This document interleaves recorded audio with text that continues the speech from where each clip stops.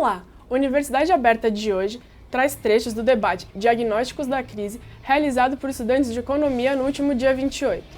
Esse debate contou com a presença do ex-ministro e pré-candidato à presidência, Ciro Gomes. Também estavam presentes os professores Pedro Fassoni e Mariana Ribeiro. Nós escolhemos alguns trechos e mostramos para diversos professores da universidade. No primeiro, Ciro Gomes comenta sobre a falta de investimento na educação brasileira. Confira! A escolarização média brasileira, e melhorou muito nos últimos 10, 12 anos, mas a escolarização média brasileira ainda está por metade da escolarização média da Argentina. Eu não estou falando de Cuba, que tem o dobro, quase o triplo da escolarização brasileira. Cuba é mais pobre do que o Ceará. A matrícula de jovens de 18 a 25 anos na universidade no Brasil ainda não chega a 20%. Cuba é 47%. Só para vocês terem uma ideia concreta. Então, o investimento em gente não está decidido no Brasil ainda. Ou cronicamente, nunca tomamos, muito menos agudamente, porque temos um paradigma pedagógico antigo, fordista, para produzir um profissional especializado, completamente inconsciente, mas desconsciente é a palavra que eu queria dizer, mas não tem, é nova língua minha. No próximo trecho, Ciro Gomes fala um pouco sobre o presidencialismo, e quem comenta são os professores do direito Carlos Gonçalves Júnior e Cláudio Langroiva. Nós imitamos os norte-americanos na Constituição de 1891 e replicamos aqui o presidencialismo. E o presidencialismo é em si mesmo uma institucionalidade de impasse. Ela, por definição, é de impasse. Por quê? Porque o órgão encarregado da sanidade dos negócios de Estado é o Executivo e o órgão encarregado do desenho institucional, que é premissa sine qua da sanidade institucional dos negócios de Estado, é monopólio de outro órgão. Se esses órgãos, eventualmente, entram em disfunção, o impasse está dado. Isso é por definição. Nos Estados Unidos, nos últimos 10 anos, houve paralisia da administração 3 vezes. 3 vezes. E lá tem duas atenuantes que no Brasil são o inverso, são agravantes. Primeiro, a institucionalidade em vigor norte-americana, tem estudante de direito aqui também, é muito mais de direito consuetudinário do que positivo. Então, a Suprema Corte, os juízes vão julgando e vão adaptando a normativa central, né, tirando aquelas 10, 12, 15 cláusulas da Constituição de 1787, eles vão adaptando o resto. No Brasil, não, aqui é tudo positivado. E positivado de um jeito rígido, que é qual? O Constituinte diz assim, a Constituição é essa aqui, vão lá cumpri-la e não mexam nela, salvo consenso. Essa observação dele não é uma novidade, é uma observação histórica sobre o presidencialismo brasileiro. Antônio Sampaio Dória, um constitucionalista da década de 20, já dizia que nós fizemos uma macaqueação servil dos nossos irmãos do Norte, importando de uma maneira igual o modelo presidencialista dos Estados Unidos. É notório no meio jurídico, no meio da ciência do Estado, de que o Brasil tem que caminhar para um sistema de governo que conjugue elementos do parlamentarismo e do presidencialismo. Não tem mais hoje como se falar num modelo de governo em que o presidente da República seja eleito num processo eleitoral absolutamente independente da eleição do parlamento e só depois de eleito tenha que se virar para conseguir maioria parlamentar para a implementação das suas medidas. A minha geração comemora a Operação Lava Jato, comemora a conduta do juiz Moro. Ponto. Isto dito, é preciso que a gente desconfie muito da novelização, né, de uma ação judicante. A justiça boa é a justiça serena, sóbria, severa e que abre mão dos holofotes, abre mão das homenagens, abre mão das gravatas borboletas. Esse foi o terceiro erro que o Moro cometeu. Tanto mais no estrangeiro, né?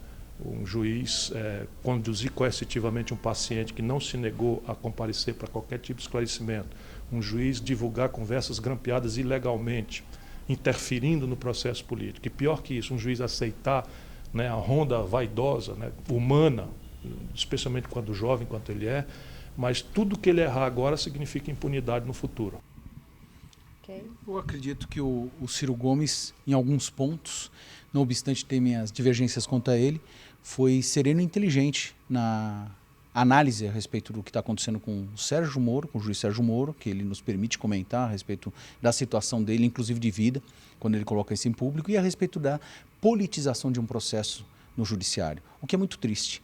O processo realmente, como disse ele, deve ser sereno, sigiloso, para preservar aqueles que têm a presunção de inocência ao seu lado e, ao final, condenar os culpados. Então você tem que trabalhar no limite da lei. Você nunca deve violar o limite da lei. A questão de interceptações telefônicas terem sido ilegais ou legais são decididas no processo.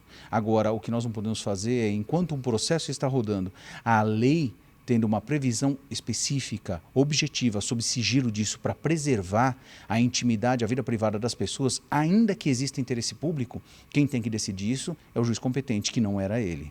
Esse é um dos casos. E os outros, a questão de levar a mídia e a politização para o judiciário é péssimo para um Estado democrático de direito. Ciro Gomes fala agora sobre o jogo entre os poderes executivo e legislativo.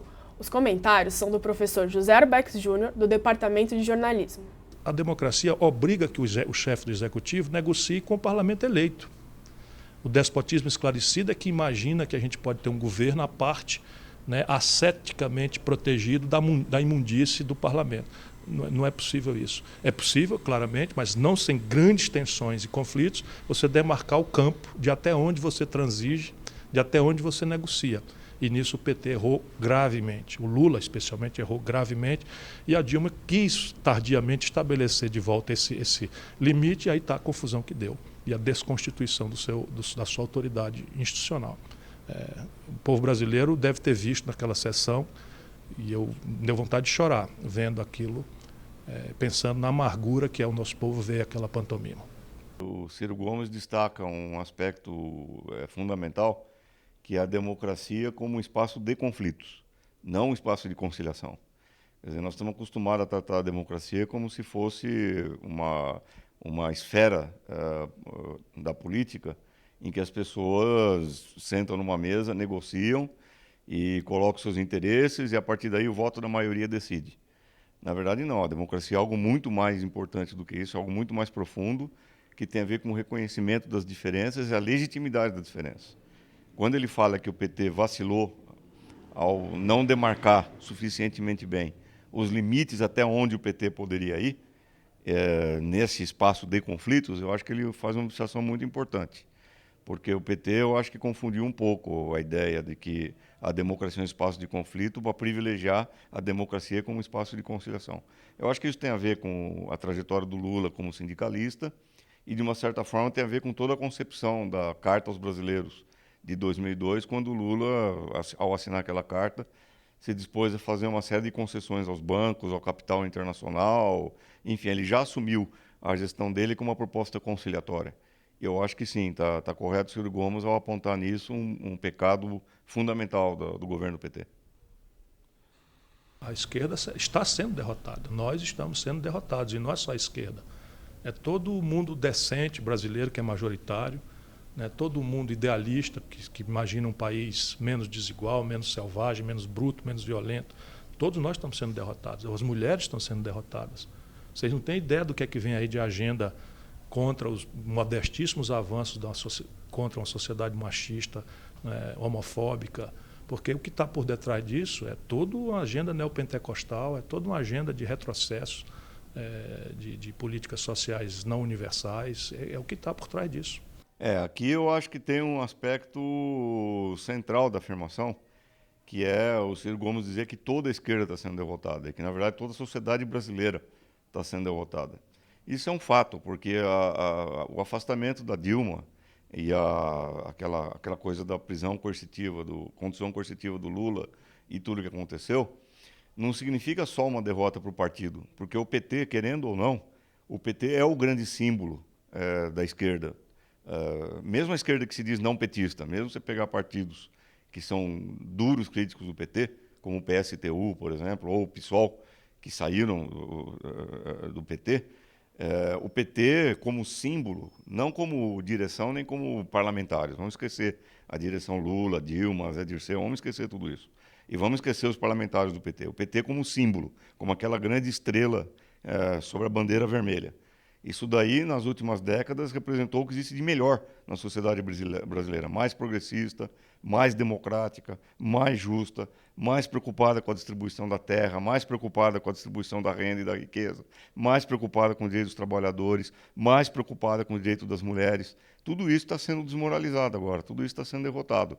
Eu acho que esse é o grande projeto da direita, é derrotar isso. A seguir, Ciro Gomes analisa as alianças do PT com partidos e setores empresariais conservadores. Os comentários são do professor Francisco Fonseca, do Departamento de Política. A esquerda partidária brasileira, vamos falar com mais clareza, o PT, tem que fazer um meia-culpa. Afinal de contas, essa tragédia foi semeada pelo Lula. É o grande responsável por ter colocado essa quadrilha na linha de sucessão do país. E fazer o meia-culpa também em direção ao conjunto da população. Nós avançamos muito pouco em matéria de organização da nossa população. Há muitos anos que se fala, que falamos, que vários analistas têm apontado, que o PT chegou ao poder fazendo alianças bastante amplas, com setores empresariais, com setores,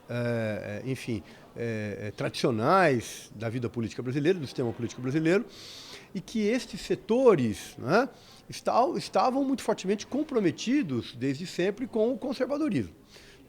O problema é que, para chegar ao poder no Brasil, tendo em vista as regras do sistema político brasileiro, muito possivelmente não haveria outra forma. O que talvez o Ciro Gomes devesse questionar de maneira mais rigorosa do que ele fez, é que o PT chegou ao poder e não mudou as regras do jogo.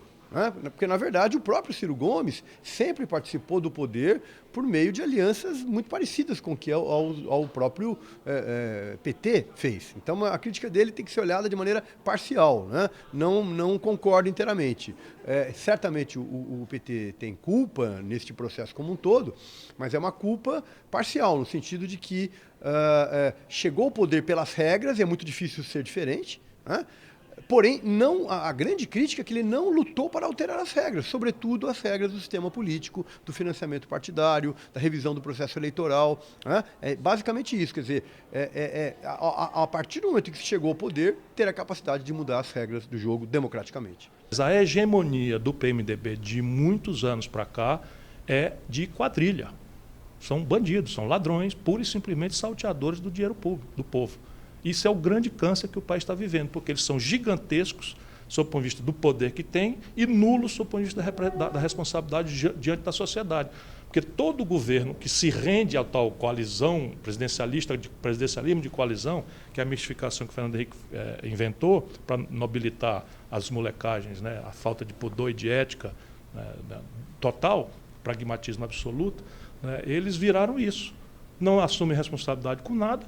O Romero Jucá vai ser agora, se o impeachment passar, a figura mais importante do governo Temer, foi líder do governo Dilma, foi líder do governo Lula, foi líder do governo Fernando Henrique. O MDB é um partido muito pragmático, mas, diferentemente do que o Ciro Gomes diz, ele tem sim base social.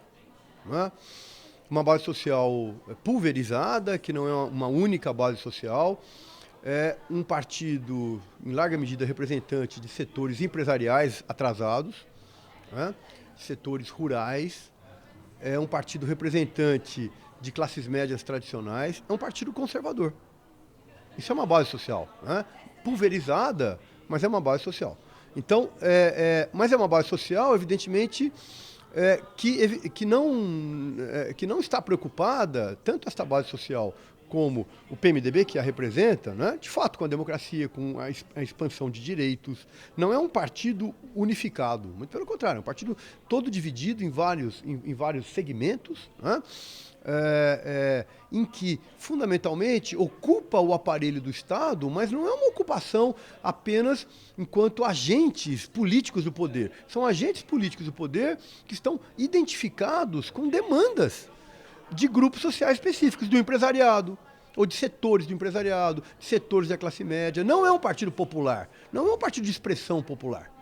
Então, o sistema político brasileiro, sim, nisto o Ciro Gomes tem razão, cada vez mais se distancia de uma base social ampla, representativa, sobretudo que represente os pobres, os negros, as periferias, aqueles que mais precisam da política. Mas esta base social, mesmo quando não tem uma cara de ideologia, uma cara programática, ela representa sim grupos sociais. Notadamente grupos conservadores. A falta de agenda popular no último ano também foi uma das pautas discutidas por Ciro Gomes. Quem faz os comentários dessa vez é Elizabeth Adame, do Departamento de Administração. Confira. Faz um ano que ninguém dedica um dia de serviço à agenda popular. Um ano. Desde que a Dilma se elegeu, começou essa interdição e o planejamento e a consumação agora bastante avançada desse golpe de Estado, e toda a agenda da população está posta de lado, inclusive por erro do governo. Eu quantas vezes também disse à presidenta Dilma que ela deveria propor, nem que fosse para ser derrotada, porque essas coisas na democracia não são neutras. A gente às vezes ganha perdendo, né? E fazer a agenda reacionária e ser destruída a democracia empichada pelos reacionários é uma coisa muito inocente do ponto de vista da Dilma, nossa presidente. Em administração pública, em gestão pública, você precisa ter planejamento, você precisa executar o planejamento e você precisa ter prioridades, né? Não há nenhuma crise que possa fazer com que você saia dessas prioridades. Se de fato o governo estabelece como prioritário o atendimento às necessidades sociais, econômicas, políticas, ele tem que colocar isso em primeiro lugar e, ao mesmo tempo, lidar com as dificuldades que ele tem, como está tendo agora no governo federal. Então, eu acho que é isso que Ciro Gomes quis dizer e eu concordo com ele. Planejamento, prioridade e execução da política mais importante, que é a política social. A carga tributária foi um dos problemas mais criticados por Ciro Gomes durante a palestra. Dessa vez, quem comenta é o professor Pompeu, do Departamento de Economia. Na China, por exemplo, você tem uma formação bruta de capital, ou seja, uma sobra para o investimento de superiores 42%, 43% do PIB chinês. Os chineses comem 57% do que produzem e sobra 43% para girar a traquitana no ano que vem. A Coreia do Sul, que é um experimento também, os dois são contemporâneos, está aí na faixa dos 40%. Mesmo a velha Europa, onde a infraestrutura praticamente está pacificada, já não há muita margem para ganhos de produtividade de tanta sofisticação, mesmo a velha Europa não detém menos de 30% do PIB de formação bruta de capital. No Brasil, nós estamos ancorados em 14%, 15% do PIB de formação bruta de capital, historicamente. Não por acaso, com o Lula vai a 17%, a gente sente um certo conforto, com a Dilma já caiu para 14% de novo, nós estamos sentindo o peso. É evidente que a indústria nacional, ela tem o governo como indutor do crescimento. Ela precisa do governo. Ela sempre se pautou pelos financiamentos governamentais. BNDES, Banco do Brasil, Caixa Econômica Federal, desonerações de folhas de pagamento. A indústria foi extremamente beneficiada no governo tanto Lula quanto no governo Dilma. A indústria foi muito beneficiada. E o ajuste recaiu sobre os trabalhadores. Então, na realidade, o que aconteceu é que a crise se agravou, porque a própria indústria desempregou, mas ela se beneficiou muito com as desonerações. As desonerações no Brasil atingem o volume de acima de 500 bilhões de reais. Isso era suficiente para recuperar a economia brasileira. Por outro lado, existe um fato que ninguém fala e que é um fato notório no Brasil. São as sonegações de impostos no Brasil, que hoje, segundo o FMI e órgãos internacionais, atinge a cifra superior a 1 trilhão de reais de sonegação de impostos. Então eu pergunto, o Brasil é viável? Sim, se não houver essa sonegação violenta de impostos. Então o que ocorre é que quem está pagando a crise é quem não fez a crise. E outra, como o Ciro fala, do PIB, 100%. 57% eles comem, 43% investem. Formação bruta de capital fixo é máquinas, equipamentos, etc., inovação tecnológica. No Brasil está em 17%, 14%. Por quê? Porque as empresas se apoiam no governo como fator de investimento. O capital barato. E não nos bancos particulares, o capital é caro. Então, e por que aqui não há uma poupança do setor dos trabalhadores? Porque o salário é muito baixo aqui. Isso é um dado importante. E mais um detalhe importante, além do salário ser muito baixo, esta classe trabalhadora e a classe média se endividou. Ela foi estimulada ao consumo e se endividar. Então, deram muito crédito para essa classe, ela se endividou. Então, é evidente que uma grande parte que seria canalizada para a formação bruta de capital fixo né, para melhorar a produtividade e assim por diante, evidentemente se deslocou para o consumo, lógico. Mas foi oferta de excesso de crédito. Só que não deu só crédito para a classe trabalhadora, deu crédito também para a classe capitalista, a classe produtiva, os empresários, vamos dizer assim. Então o que ocorre? Quem mais se beneficiou em todo o governo Lula e o governo Dilma foram os empresários e não os trabalhadores. Não é razoável, né, que a professora Mariana pague 27,5%, eu espero, né, pelo salário que ela recebe da PUC, e o William Bonner, para botar defeito na vida brasileira, sentado na bancada do Jornal Nacional, fugindo legalmente da obrigação do imposto de renda, dado que se apresenta como firma individual, pague 15%. A baboseira de imposto sobre grandes fortunas, que faz muito bem a uma certa retórica pouco lida, não guarda contemporaneidade com o modo de organizar as pessoas jurídicas. Não existe mais grandes fortunas no mundo moderno. Assim, aqueles que são conhecidos como grandes fortunas, eles, na verdade, ganham pro labore. Pequenininho, provavelmente pagam 27,5% só de imposto de renda. E tudo, o helicóptero, a lancha, o mordomo, não sei o que e tal, são fringe benefits, imunes, isentos tributariamente de qualquer pagamento. Portanto, o tributo que cabe para sermos progressivos é um tributo progressivo sobre heranças e doações. Isto cabe... Não, 4% não é nada, e é feito nos estados. É preciso... No Ceará nós já fizemos um incremento e dá para ir. É evidente que a carga tributária no Brasil, ela é muito mal distribuída. Ela atinge muito mais a classe trabalhadora do que a classe produtiva. Que a classe produtiva, ela embute os seus impostos nos preços das mercadorias. E o trabalhador recolhe impostos através do olerite, não tem jeito de sonegar, é impossível. Taxar herança no Brasil encontra um processo de resistência violento. Nunca conseguiram, tá? Colocar impostos progressivos sobre a herança, como diz o Ciro Gomes. Isso seria ideal? Sim, para diminuir a pobreza. Mas até hoje nenhum governo conseguiu.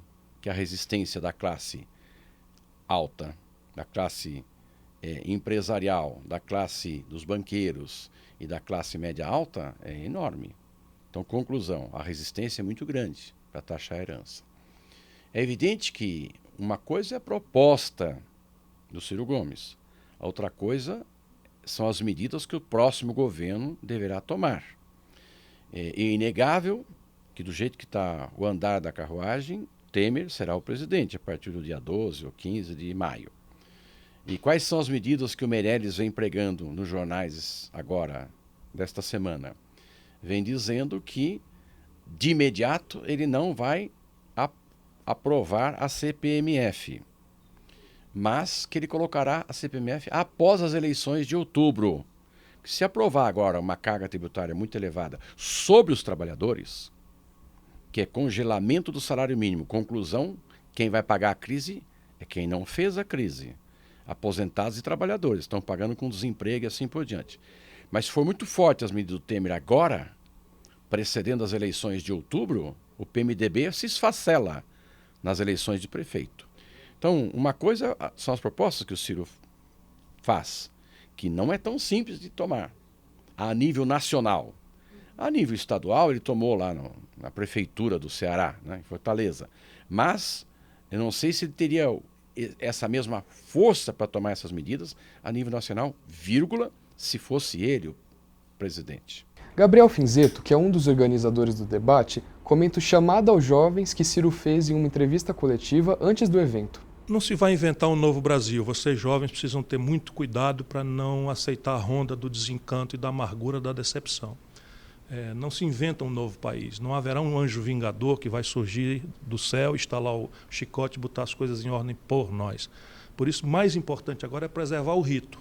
Preservando o rito, a democracia, a gente vai construir caminhos, né? Interrompendo o rito, descumprindo as regras, usando o impeachment vulgarmente. São 2 em 24 anos. E agora o Brasil vai fazer o segundo e pior, com uma quadrilha de ladrões interrompendo o mandato de uma pessoa contra quem não se levanta nenhuma acusação formal, muito menos do cometimento de crime de responsabilidade.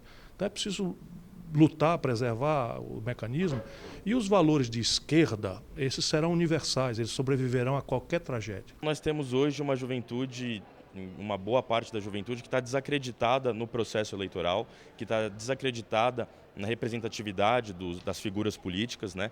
Então você vê que os jovens, apesar de estarem descontentes com o governo Dilma, eles não se sentem representados por Michel Temer e muito menos por Eduardo Cunha. Então você tem uma crise de representatividade, não só por figuras políticas, mas como figuras partidárias. Ou seja, os grandes partidos hoje, né, do Brasil também sofrem com essa questão que a juventude não se enxerga representada por nenhum deles. A professora Renata Paparelli, do Departamento de Psicologia, comenta mais uma fala polêmica de Ciro Gomes. Dessa vez foi a gusparada do deputado Jean Willis. Eu acho que o Jean Willis, quando cuspiu, fez o que qualquer homem pode e deve fazer, qualquer mulher ou pessoa deve fazer, quando na sua dignidade pessoal você é agredido. Aquilo é uma retorção, não é? Do ponto de vista do melhor direito, não há nenhum cometimento de nada ilícito, e sob o ponto de vista moral eu acho que é um gesto grande. É evidente que a aristocracia brasileira não concorda comigo, mas eu sou assim. Eu hoje não carrego mandato nenhum, quando eu tenho mandato eu me comporto, eu sou obrigado a certas majestades que não são minhas, são do cargo, mas eu sem mandato, como eu estou, agredido ou insultado, graças a Deus não tenho sido, vou reagir. E não sei se é com cuspe, não.